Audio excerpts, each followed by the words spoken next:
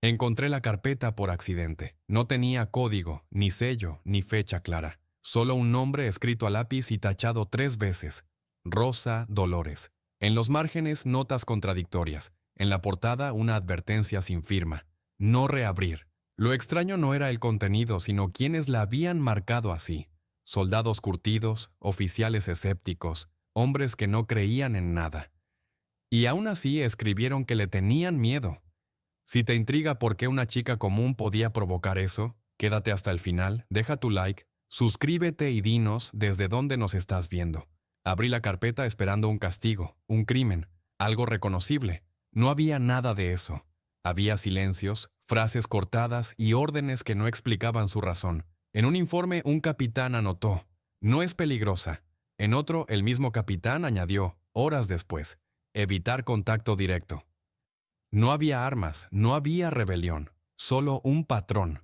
Cada vez que alguien intentó describirla con precisión, el texto se volvía confuso, como si faltaran palabras. La pregunta se impuso sola y no me dejó avanzar. ¿Qué podía haber hecho una chica de ojos marrones para que hombres armados prefirieran no escribir sobre ella?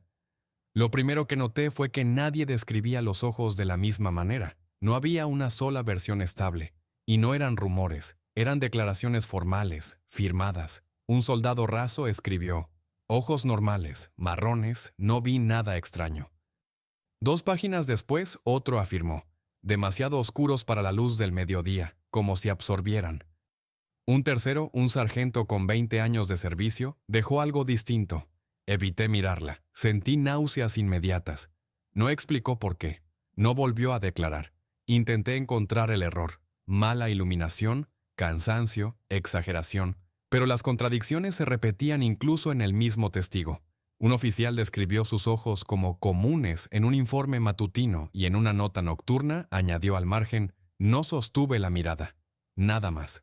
Lo inquietante no era la diferencia, sino la deriva. Cuanto más intentaban precisar, menos claro quedaba. Las palabras se volvían vagas, raros, profundos, incómodos. Nadie decía bonitos, nadie decía feos. Era como si el idioma fallara justo ahí. Encontré un apunte médico, breve y frío. Tras contacto visual prolongado, sudor frío, mareo, vómitos, sin causa orgánica. El médico subrayó "sin causa" 2 veces. Luego, en tinta distinta, alguien escribió: "No insistir". Lo más extraño llegó al final del legajo. Un testimonio anónimo, sin rango, sin fecha exacta. Cuando no la miras no pasa nada. Cuando la miras quieres irte. No sabes por qué. Esa frase no debería estar en un archivo militar, y sin embargo estaba ahí. Cerré la carpeta un segundo. Pensé en su gestión. Pensé en miedo colectivo, pero entonces vi el patrón. Nadie coincidía en lo que veía, y todos coincidían en lo que sentían. Si los ojos eran normales, ¿por qué evitarlos? Si eran oscuros, ¿por qué no describirlos igual? Y si causaban náuseas, ¿por qué nadie ordenó un examen formal? La pregunta ya no era cómo eran sus ojos. La pregunta era por qué el expediente evitaba fijarlos en palabras. Y eso me llevó a la siguiente anotación, escrita con prisa, como si alguien hubiera querido dejar constancia antes de arrepentirse. Después del interrogatorio, el soldado pidió traslado inmediato, sin motivo, sin sanción, concedido en el acto. No explicaba nada, pero marcaba el punto en que las descripciones dejaron de ser físicas, y ahí empezó el problema de verdad. La primera muerte ocurrió después del interrogatorio, no durante. El soldado se llamaba en los registros, pero el nombre aparece borrado en una copia posterior. Tenía 27 años, sin antecedentes, considerado estable. Interrogó a Rosa durante menos de 20 minutos. No hubo gritos, no hubo castigos. En el acta solo figura una línea. La detenida respondió con monosílabos. Esa noche bebió. Eso es lo que dice el informe. Bebió más de lo habitual. Salió al patio con el calor todavía pegado a la piel y se disparó. Alcohol y calor, concluyó el médico militar. Caso cerrado en una página. Pero el expediente guarda otra cosa.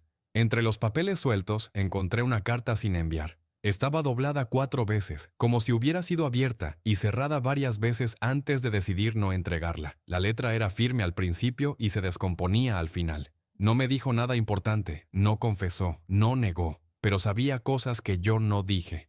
Me miró cuando pensé en mi casa, cuando pensé en mi padre. No le hablé de eso, no pude seguir. La frase se repite, casi idéntica, 2 líneas después.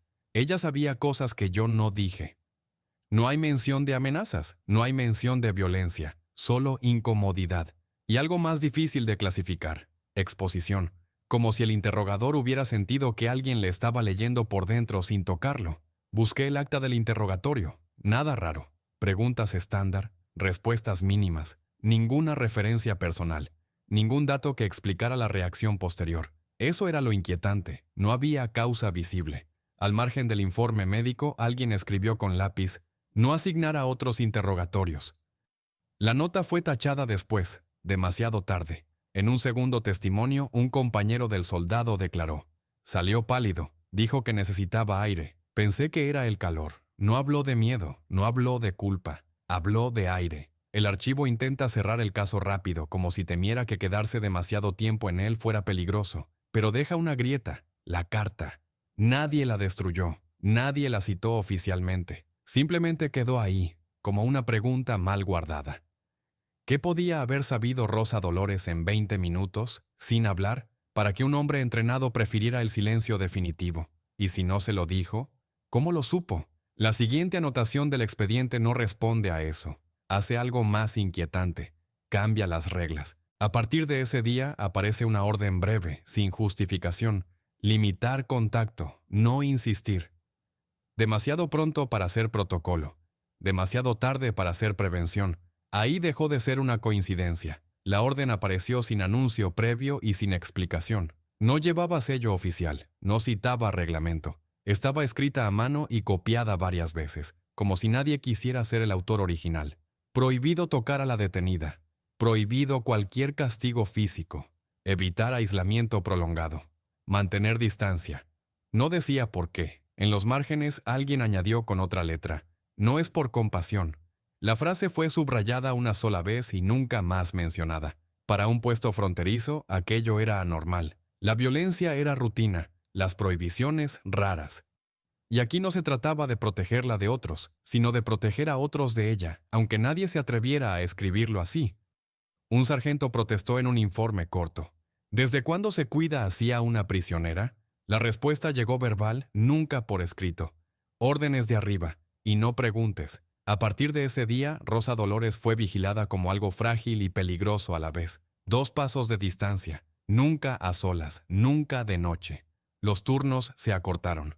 Los hombres evitaban mirarla directamente. Cuando pasaban frente a su celda, bajaban la voz sin darse cuenta. Lo más inquietante fue lo que no ocurrió. No hubo intentos de abuso. No hubo castigos ejemplares. Nadie probó romperla para imponer control. En un entorno donde eso era casi automático, la contención parecía antinatural. Como si todos compartieran una intuición que nadie quería formular. «No me gusta», dijo un guardia a otro. «No hace nada, pero...». No terminó la frase. Revisé los partes de guardia. Encontré anotaciones extrañas. Sin incidentes, repetido demasiadas veces. Otras decían, se solicitó relevo antes de tiempo. Sin causa. Concedido. Un oficial escribió en privado. La distancia reduce problemas. No explicó cuáles. La pregunta ya no era por qué no la tocaban. Era quién había decidido eso tan rápido, después de un solo interrogatorio y una sola muerte explicable. ¿Y por qué nadie, ni siquiera los más violentos, quiso desafiar la orden para demostrar poder? En el expediente, una línea final cierra la sección. Trato especial hasta nuevo aviso. No hay firma, no hay fecha de fin. La cautela llegó antes que el miedo declarado.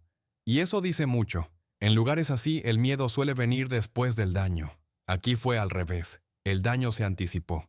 Si Rosa Dolores no había hecho nada todavía, ¿qué era exactamente lo que estaban tratando de evitar? La entrada del sacerdote no figura en el registro oficial. Aparece aparte en un cuaderno pequeño de tapas negras guardado entre libros de contabilidad. No debería estar ahí, pero alguien lo escondió con cuidado, como si supiera que no debía circular. El padre fue llamado porque los soldados insistieron, no por pecado, por precaución. «Que la confiese», dijeron. «A ver si habla». La confesión duró menos de lo esperado. El sacerdote escribió que Rosa Dolores se sentó frente a él, separada por la rejilla, en silencio. No lloró, no negó, no pidió absolución. No dijo una sola palabra. Esperé, anotó. Pensé que era miedo, luego entendí que no. Lo inquietante no fue el silencio, fue lo que ocurrió después. Esa noche el sacerdote no durmió, no por visiones, no por voces, por insistencia, la sensación de que algo había quedado abierto. En el diario la letra se vuelve apretada, casi nerviosa. No habló, pero sentí que yo sí lo había hecho, no con palabras. Al día siguiente intentó rezar como siempre. Se detuvo a mitad del Padre Nuestro, no por duda teológica, sino por algo más básico. La sensación de que las frases eran demasiado pequeñas para lo que tenía en la cabeza. Pensé en mis faltas, escribió. No las dichas, las no pensadas. Volvió a confesarla 2 días después. De nuevo silencio, pero esta vez anotó algo distinto. No me mira, y aún así siento que no puedo ocultar nada. A partir de ahí, el diario cambia de tono. El sacerdote empieza a cuestionar cosas que nunca había puesto en duda. No la existencia de Dios, sino su alcance. Escribe sobre el miedo como forma de fe torcida, sobre la confesión como alivio que depende de no ser visto del todo. Si alguien puede ver sin mirar, anotó una noche, ¿qué lugar queda para el perdón? Pidió relevo. No dijo por qué, lo obtuvo de inmediato. Antes de irse, dejó una última nota, corta, casi una súplica. No la obliguen a hablar. No explicó el motivo, no advirtió de un peligro concreto. Solo dejó esa frase como si hablar fuera peor que cualquier castigo. Lo significativo es que le hicieron caso. Después de su partida, nadie volvió a insistir en confesiones. La capilla se cerró más temprano. Los soldados evitaron mencionar su nombre. El miedo había cruzado una frontera invisible. Ya no era solo cosa de hombres armados y órdenes sin firma. Había entrado en un espacio donde, en teoría, todo tenía explicación. El expediente no comenta el episodio. Solo añade una línea seca, escrita días después. Intervención espiritual suspendida. Cuando incluso la fe retrocede sin discutir, no es por respeto, es por temor a nombrar algo que no sabe cómo encajar. Y a partir de ahí, los incidentes dejan de ser privados, empiezan a acumularse. El expediente intenta tratar los siguientes casos como incidentes aislados. Los enumera, los separa, los archiva en carpetas distintas. Pero al leerlos juntos, el patrón se vuelve imposible de ignorar. Fueron 3 hombres, 3 violaciones directas a la orden de mantener distancia. Ninguno ocurrió el mismo día, ninguno en el mismo lugar, y aún así los finales se parecen demasiado. El primero era un guardia joven. Permaneció a solas con Rosa Dolores menos de 10 minutos. Según su declaración inicial, no pasó nada. Esa misma noche empezó a temblar sin fiebre. Al amanecer no recordaba su propio nombre. Murió 2 días después, deshidratado, repitiendo una frase que nadie logró entender. El médico escribió: delirio agudo, causa desconocida. El informe fue cerrado. El segundo era un cabo veterano. Decidió comprobar por sí mismo que todo era exageración. Permaneció con ella más tiempo. No hubo testigos. Al salir pidió agua. Mucha. Dijo que sentía la boca llena de polvo. Horas después intentó arrancarse las uñas contra la pared. Sobrevivió, pero fue trasladado a un hospital lejos del puesto. En el traslado gritó que ella no había hecho nada. Nunca explicó qué quería decir. El tercero no dejó informe médico. Era un civil encargado de suministros. Entró donde no debía porque nadie se lo impidió. A la mañana siguiente lo encontraron colgado en un cobertizo. No había señales de forcejeo. En el bolsillo una nota breve. No podía sacarla de la cabeza. El juez anotó: acto voluntario. Caso cerrado. 3 versiones, 3 explicaciones distintas. Ninguna mención directa a Rosa Dolores en las conclusiones finales. Lo inquietante no es que murieran o se quebraran, es que nadie intentó reconstruir qué ocurrió dentro de esas habitaciones, como si hacerlo fuera más peligroso que aceptar el vacío. Las preguntas se detienen justo antes del contacto. Un oficial escribió en un margen, casi como una advertencia para sí mismo: no hay agresión, no hay amenaza. Y aún así, el resultado es siempre el mismo. Ahí aparece la duda que el expediente nunca resuelve. ¿Fue coincidencia, sugestión colectiva, miedo alimentándose a sí mismo? ¿O hubo algo más simple y más perturbador? Porque si fue sugestión, ¿por qué nadie salió indemne después de estar a solas con ella? Y si fue miedo, ¿por qué empezó solo después del contacto directo? La carpeta se cierra con una frase seca, repetida 3 veces, como si quisieran convencerse, no correlación comprobada. Pero debajo, con lápiz, alguien escribió algo que no debería estar en un documento oficial. A partir de aquí ya no importa la causa. Porque cuando los resultados se repiten y las explicaciones fallan, el sistema deja de buscar razones, empieza a evitar. Y eso explica por qué, desde ese momento, Rosa Dolores dejó de ser interrogada, confesada o provocada. No por piedad, no por respeto, sino porque ya no podían decidir si el peligro era real o si admitirlo lo haría inevitable. Hasta ese punto, la explicación más cómoda era también la más razonable. No brujería. No demonios, no poderes, solo psicología. Una chica sometida a violencia extrema, convertida en detonante involuntario del miedo ajeno, un espejo incómodo. Los hombres no veían algo sobrenatural, veían lo que no querían reconocer en sí mismos: culpa, deseo, brutalidad. El sistema, al no poder procesarlo, fabricaba el pánico. La sugestión hacía el resto. Todo encajaba demasiado bien. El miedo se activaba solo tras el contacto directo. Las consecuencias variaban según la fragilidad del hombre. No había agresión objetiva, solo derrumbes internos. Estaba listo para cerrar el expediente con esa conclusión cuando encontré el documento que no debía estar ahí. No era un testimonio, no era una confesión, era un registro previo. Un traslado fechado antes del primer interrogatorio, antes de la muerte, antes de las órdenes de distancia. Un papel rutinario, frío, administrativo. En él, Rosa Dolores figuraba como entregada desde otro puesto, a varios días de distancia. Lo inquietante no era eso, era la anotación adjunta, escrita por otra mano en otro lugar, semanas antes. La detenida provoca reacciones atípicas sin interacción verbal. Semanas antes del rumor, antes del miedo compartido, antes de que alguien pudiera sugestionarse. El documento describía 2 incidentes menores: un soldado que vomitó tras permanecer en la misma habitación, otro que pidió traslado inmediato sin causa disciplinaria. No había contacto prolongado, no había confesión, no había historia previa. La teoría empezó a resquebrajarse. Si todo era producto de la violencia local, ¿por qué el patrón ya existía en otro lugar? Si era miedo colectivo, ¿cómo se replicaba sin relato previo? Busqué más. Encontré una referencia cruzada, mínima, casi invisible. Una nota de inventario que decía no ubicar junto a otros detenidos. Sin explicación, sin firma, sin contexto emocional. Eso era lo que no cuadraba. La psicología necesita acumulación, necesita narrativa, necesita contagio. Aquí había precaución antes del trauma, miedo antes del motivo. La teoría no se derrumbó del todo. Se volvió insuficiente. Rosa Dolores podía ser un detonante del miedo, pero alguien, en algún lugar, había aprendido eso antes de que nadie supiera qué temer.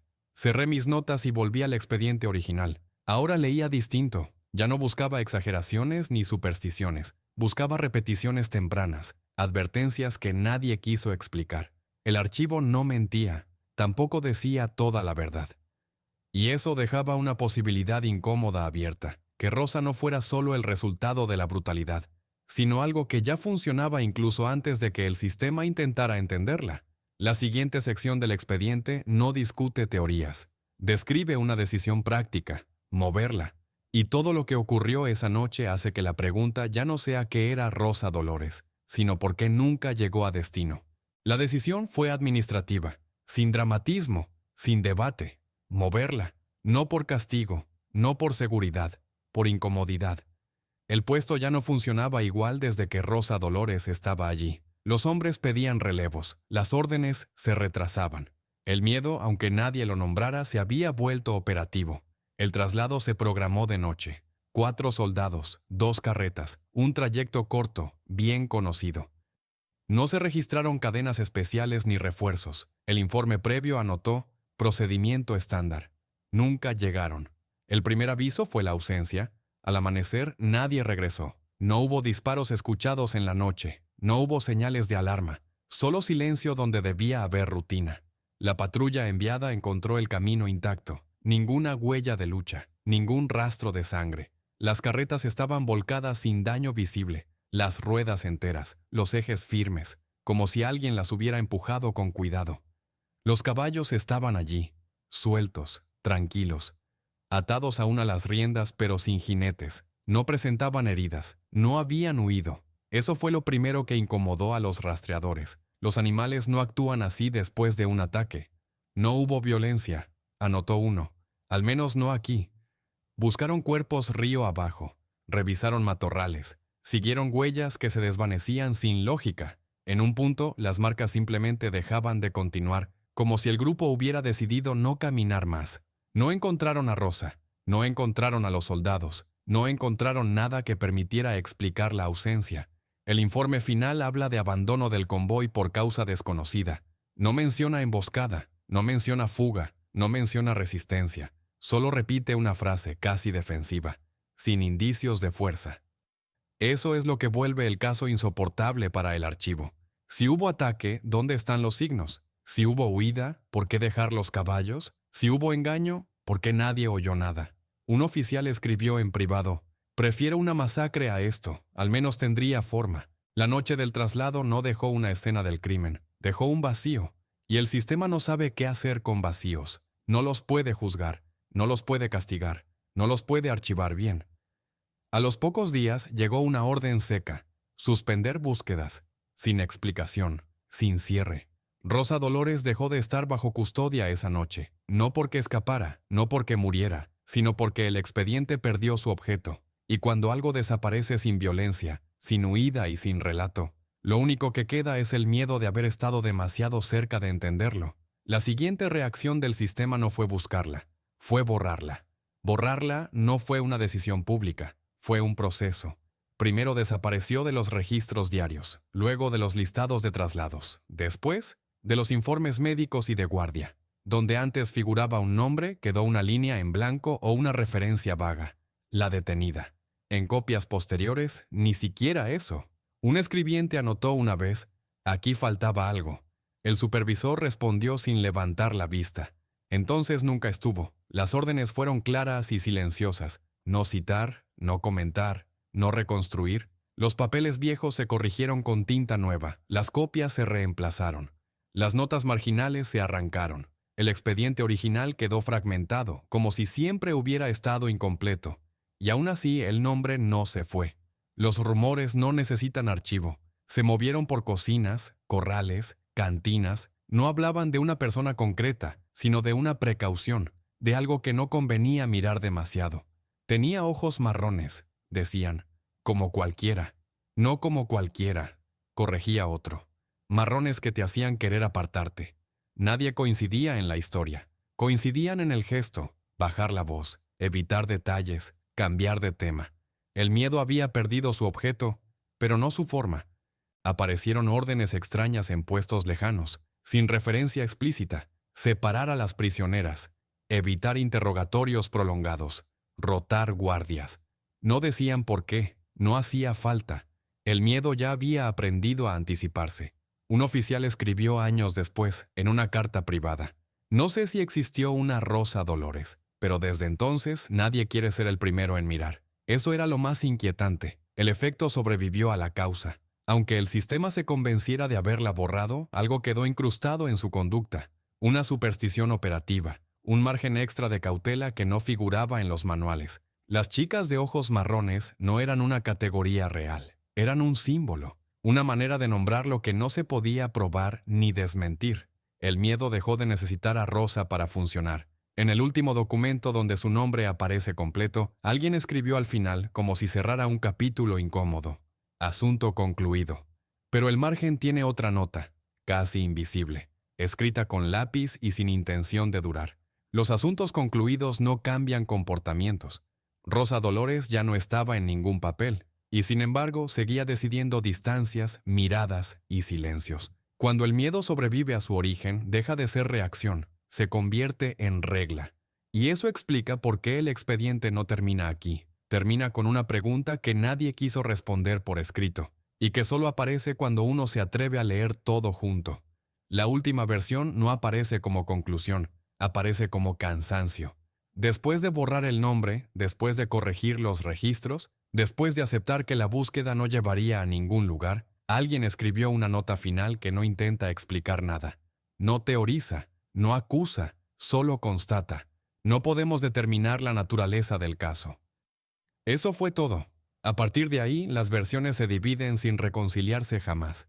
En una, Rosa Dolores fue una chica común atrapada en un sistema que necesitaba enemigos, y el miedo hizo el resto, la sugestión, la culpa, la violencia contenida, una cadena de reacciones humanas perfectamente explicables, si se aceptan sin mirarlas demasiado de cerca. En la otra, algo no encaja. Las precauciones anteriores al trauma, los incidentes repetidos sin relato previo, la desaparición sin lucha, sin huida, sin rastro.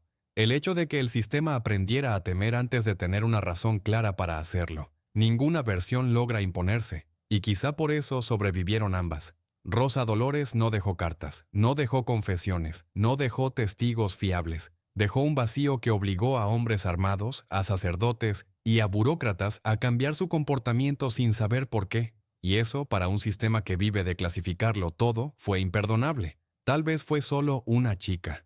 O tal vez fue lo que aparece cuando una estructura cruza un límite y necesita darle forma humana a su propio exceso. No para castigarlo, para no mirarlo directamente. El expediente se cierra sin fecha, sin firma, como si nadie quisiera ser responsable de la última palabra. Si viste el video hasta el final, deja tu like, suscríbete y cuéntanos desde dónde nos estás viendo. Y ahora dime, ¿Rosa Dolores fue algo inexplicable? ¿O el miedo colectivo tomando forma humana?